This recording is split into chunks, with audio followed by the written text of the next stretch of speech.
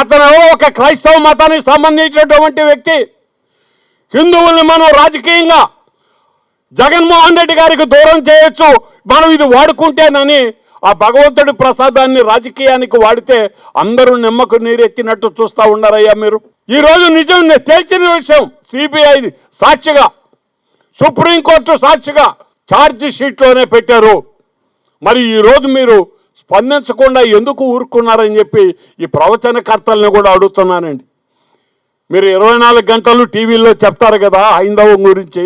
ఒక హిందువుగా నేను అడుగుతున్నాను, మా దేవుడి ప్రసాదాన్ని తక్కువ చేసిన వాళ్ళని మీరు హెచ్చరించాల్సిన అవసరం లేదా అని అడుగుతున్నాను. మరి అదేవిధంగా ఈరోజు ఈ ఎన్డీడీబీ, ఎన్డీఆర్ఐ ఈ సంస్థలు ఎక్కడవండి? కేంద్ర ప్రభుత్వ ఆధీనంలో ఒక కేంద్ర మంత్రి స్థాయి ఇన్స్టిట్యూషన్స్ అయ్యాయి. గవర్నమెంట్ ఎవరిది ఉందండి? పైన ఉన్నటువంటి కేంద్ర ప్రభుత్వం గారి ఆ స్థాయికి సంబంధించిన ఇన్స్టిట్యూషన్స్ నుంచి వచ్చిన ఒక నివేదికని ఆధారం చేసుకున్నప్పుడు ప్రతి ఒక్కరు కూడా దానిని ఈ దేశవ్యాప్తంగా ఆలోచించాల్సిన అవసరం లేదా? ఈ దుర్మార్గపు చర్య మీద స్పందించాల్సినటువంటి అవసరం లేదా?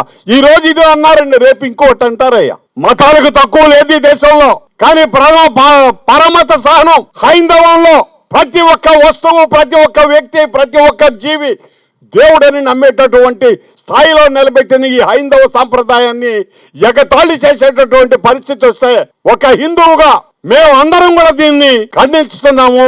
చంద్రబాబు నాయుడు చేసినటువంటి ఈ దుష్ప్రచారాన్ని కానీ, అతనికి ఒత్తాసు పలికినటువంటి పవన్ కళ్యాణ్ గారి చర్యల్ని కానీ పూర్తి స్థాయిలో మేము ఖండిస్తున్నాం.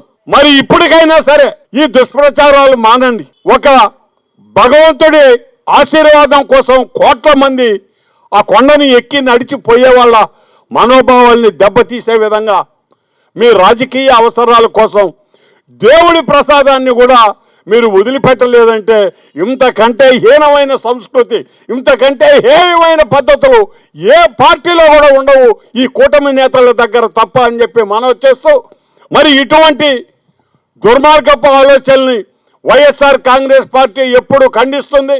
భగవంతుడు ఉన్నాడు, నిజాన్ని నిగ్గు తేల్చాడు. ఆయన అన్య మతస్థుడు కావచ్చు, ఇంకొక మతస్థుడు కావచ్చు, కానీ మీరు చేసినటువంటి దాడి భగవంతుడి మీదయ్యా.